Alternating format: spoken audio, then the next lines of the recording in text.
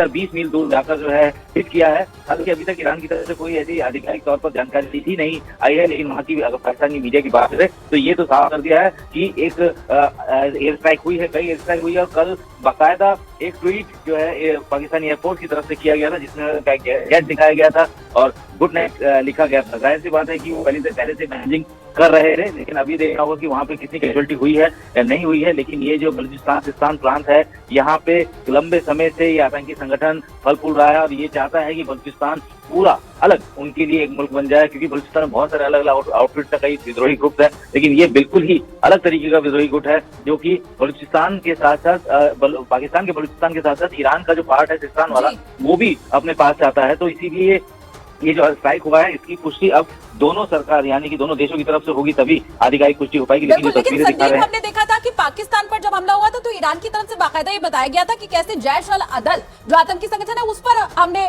निशाना साधा है। तो अब क्या पाकिस्तान ये बता पा रहा है कि ईरान पर अगर हमला किया तो कौन सा आतंकी संगठन है, किसके ऊपर हमला किया गया है? देखिए, अभी जो बताया जा रहा है ये उसी आतंकी संगठन जो कि जैश अल अदल है उसको ही इन्होंने हिट किया है, जो अभी तक जो वहाँ की मीडिया बता रही है। लेकिन जब तक आधिकारिक तौर पर जानकारी नहीं है, क्योंकि ये रिटेलिएशन है, क्योंकि अगर ईरान ने अगर ये स्ट्राइक कल नहीं की होती तो शायद पाकिस्तान ये नहीं करता। जो रिटेलिएशन है, रिटेलिएशन में कई सारे इक्वेशंस हैं वो चेंज हो जाते हैं। संदीप, तो जैसा बता रहे हैं कि अभी और ज्यादा जानकारी तो तभी मिल पाएगी जब दोनों देश आगे कुछ बताने को तैयार होंगे, कोई आधिकारिक बयान। अस्सलाम वालेकुम दोस्तों, एक बहुत ही मजे की कहानी सुनाता हूँ दोस्तों। बात है मंगल की, जिसे हिंदी में मंगलवार कहते हैं। मंगलवार के दिन हिंदुस्तान का वजीर खारजा जयशंकर चला जाता है तेहरान ईरान में और जाकर ईरान को एक बड़ी कहानी सुनाता है। ईरान को कहता है कि आप जाओ और पाकिस्तान पर हमला कर दो, और क्योंकि हमने भी हमला किया था, पाकिस्तान आपको कुछ नहीं किएगा। जायज सर्जिकल स्ट्राइक हमने भी की, बालाकोट में बम गिरा कर आए थे, 300 उन्होंने आतंकी मार दिए थे। लेकिन दोस्तों सच तो ये था कि 15 दरख्त और एक कौवा मारा गया था। लेकिन चलिए, जयशंकर ने ये कह दिया। ईरान भी आया और उसने भी पाकिस्तान पर मिसाइल दाग दिए, लेकिन जब पाकिस्तान ने पलटवार की तो ईरान भागता हुआ वापस गया भारत के पास और कहा अरे पाकिस्तान तो बहुत ही बुरी तरह मार रहा है। तो हिंदुस्तान ने कहा कि हाँ, वो तो हमें भी उसने मारा था, हमारा तो अमीनंदन को पेल पाल कर रख दिया था और उल्टा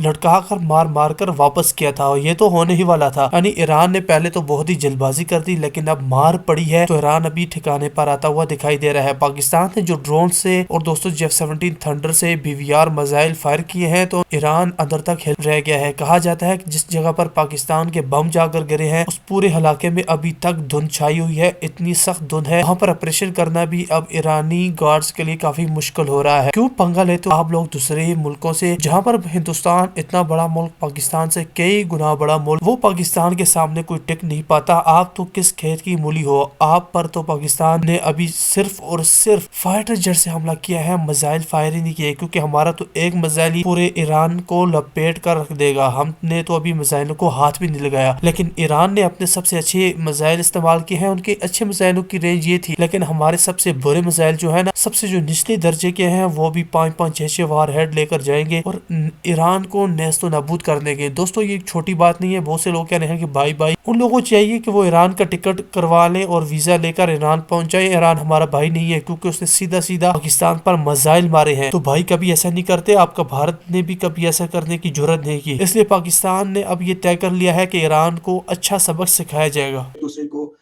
इल्जाम लगाता है कि वो अपने बलूच एरिया को या अपने सिस्तान बलूचिस्तान एरिया को ईरान के वास्ते से उसको इस्तेमाल करने दे रहा है एक दूसरे के देश के खिलाफ। ईरान का खासकर 2010, 12, 13, 14 के आसपास ये इल्ज़ाम था कि जो सऊदी अरेबिया है या किसी हद तक अमेरिका भी जैश ए आदल को सपोर्ट कर रहा है, और कुछ रिपोर्ट्स भी आई थी कि वो चाहते हैं कि इसको इस एरिया को डिस्टर्ब करे या इस फ्रंट को ईरान को डिस्टर्ब करे, ताकि वो जो उनका न्यूक्लियर प्रोग्राम था उस वक्त उसमें काम बंद करे। तो ये इल्ज़ाम तो रहा है, और सऊदी अरेबिया भी, क्योंकि सऊदी अरेबिया और ईरान की राइवलरी चल रही है वेस्ट एशिया में, उस वजह से भी वो एक फैक्टर है।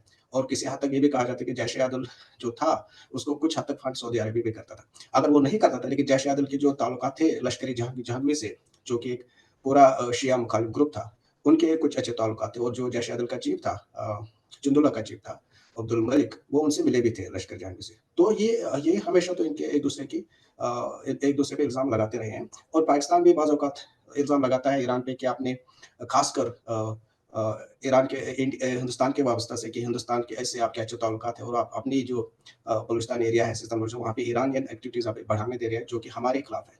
तो ये बड़ा एक रीजनल रोल या जियोपॉलिटिक्स आप इसको कहिए, उसका रोल है इस कॉन्फ्लिक्ट पे, और जो अभी तक किसी किसी इतने सारे बातचीत करने के बावजूद भी और आपस में कम्युनिकेशन होने के बावजूद भी वो इसको कम नहीं कर पाए, और उनमें बिल्कुल इस बारे में मिसट्रस्ट है दोनों देशों के बीच में। जिस वजह से उनकी इस जो अभी अटैक हुआ है उसमें भी एक तरह से मिसकम्युनिकेशन हुआ कि किसी ने उनको नहीं बताया, ईरान ने उनको नहीं बताया, और जब पाकिस्तान ने फिर रिटेलिएट किया या तो अपना हमला किया, उसने भी उसको नहीं बताया कि हम ऐसे करने वाले हैं। ईरान इस समय इतना आक्रामक क्यों हो रहा है? उसने इराक में कथित तौर पर मोसाद की बिल्डिंग पर हमला किया, फिर सीरिया में बमबारी और अब पाकिस्तान पर हमला। ईरान क्या साबित करना चाहता है? अब दो वजह हो सकती है। एक तो जो एक्सटर्नल ईरान से बाहर जो जिसको हम इंटरनेशनल पॉलिटिक्स या आलमी सियासत में स्फीयर ऑफ इन्फ्लुएंस बोलते हैं, जहाँ पे इनके अपने प्रो ईरानियन मिलिशियाज है या प्रो ईरानियन पीपल है, तो वहाँ पे कंटिन्यूअसली वो अटैक में आ रहे हैं। जैसे दिसंबर में भी एक बड़ा लीडर जो है आईजीआरसी का वो मारा गया था दमस्कस में। तो इजराइल कंटिन्यूअसली उन पे अटैक कर रहा है। इनफैक्ट जो किरमान में हमला हुआ था, पहले ईरान से रिपोर्ट आई थी कि शायद मोसाद इसमें इन्वॉल्व हो। इसके बाद अभी भी मुझे लगता है अभी लास्ट वीक में दोबारा ईरान बॉर्डर पे इसराइल ने कुछ स्ट्राइक्स की थी जिसमें कुछ प्रो ईरानियन मिलिशिया मारे गए थे। तो एक तो वो तो एक्सटर्नली है, और इंटरनली जो अंदरूनी उनके मामला थे, जैसे मैंने आपको बताया कि जो अभी सिस्तान बलूचिस्तान में जितना बड़ा अटैक हुआ, 11 पुलिस वाले मारे गए, और फिर किरमान में जनवरी के पहले हफ्ते में जो 80 से 90 लोग मारे गए। तो ईरान इस वजह से बड़ा इनसिक्योर फील कर रहा है, अंदरूनी हिसाब से भी और बाहरी हिसाब से भी। तो ऐसा लग रहा है उसको कि वो या तो उसको बड़ी आसानी से लिया जा रहा है, कोई देश चाहता है कार्रवाई कर लेता है इसके इंटरेस्ट के खिलाफ, इनके जो इनके अपने मफाद है या नेशनल इंटरेस्ट है उसके खिलाफ, और अभी तक उन्होंने कुछ ऐसा मेजर इंस्टेंट किया भी नहीं था। कासिम सुलेमानी के मारने के बाद उसने थोड़ा सा स्ट्राइक की थी इराक में, लेकिन कोई मेजर स्ट्राइक नहीं की थी जहाँ पे वो यूएस इंटरेस्ट या इजराइल के इंटरेस्ट को हिट करे। लेकिन ये पहली बार हुआ कि उन्होंने ये किया, और पहली बार उन्होंने पाकिस्तान में भी मिसाइल का इस्तेमाल किया, ड्रोन का इस्तेमाल किया। तो इससे ये भी साबित होता है कि वो चाहते हैं कि हम एक हद तक, जैसे ईरानियन रक्षा फॉरेन मिनिस्टर ने बताया कि हमारे जो पेशेंस थे या हमारे जो सब्र था वो कम हो रहा था, जैसे हालात बढ़ रहे थे ईरान के लिए, तो हमें कुछ एक्शन लेना ही था अपने देश के डिफेंस के लिए, अपने देश की सलामती के लिए। तो ये ज़रूरी था उस लिहाज से, और हमें अपने देश की रक्षा के हम पूरे उसके लिए तैयार हैं। तो उस सिलसिले में ये दोनों वजह थी कि उनको ये करना ही पड़ा था। अब वो चाहते हैं बड़े जंग में फंसना, मुझे नहीं लगता कि वो चाहेंगे इसको ज़्यादा तनाव बढ़ाना या एस्केलेट करना, क्योंकि उनके बिल्कुल हित में नहीं होगा वो। अब ईरान और पाकिस्तान की सैन्य क्षमता के बारे में भी जान लेते हैं। ग्लोबल फायर पावर नाम की वेबसाइट अलग अलग देशों की फौज पर स्टडी करती है, उसके आधार पर हर साल रैंकिंग जारी करती है। इसके बारे में विस्तार से जानना चाहते हो तो आप हमारा एक्सप्लेनर आसान भाषा में, ये शो का नाम है, देख सकते हैं, उसका लिंक भी डिस्क्रिप्शन में मिल जाएगा। आज रेफरेंस की भरमार है। फिलहाल बात आगे बढ़ाते हैं। ग्लोबल फायर पावर, इसकी 2024 वाली रैंकिंग 16 जनवरी को रिलीज की गई। 145 देशों की मिलिट्री का मूल्यांकन किया गया। पहली 3 पोजीशन पर है अमेरिका, रूस और चीन। चौथे नंबर पर है हमारा देश भारत। पाकिस्तान 9वें नंबर पर है। ईरान का नंबर 14वां है। पाकिस्तान सैनिकों की संख्या, हथियार और सैन्य साजो सामान के मामले में ईरान से आगे है, जबकि ईरान प्राकृतिक संसाधन, पैसे, लॉजिस्टिक्स और भौगोलिक स्थिति के मामले में पाकिस्तान से 20 है। एक्सपर्ट्स के मुताबिक जंग की स्थिति में परमाणु क्षमता वाला मामला निर्णायक भूमिका निभा सकता है। पाकिस्तान घोषित तौर पर परमाणु शक्ति से संपन्न है। न्यूक्लियर थ्रेट इनिशिएटिव यानी एनटीआई के मुताबिक पाकिस्तान के पास लगभग 170 परमाणु हथियार हैं, और ईरान का हाल, वो कई बरस से परमाणु बम बनाने की कोशिश कर रहा है। कभी इजरायल की सीक्रेट ऑपरेशन तो कभी पश्चिमी देशों की पाबंदी के चलते वो अभी तक सफल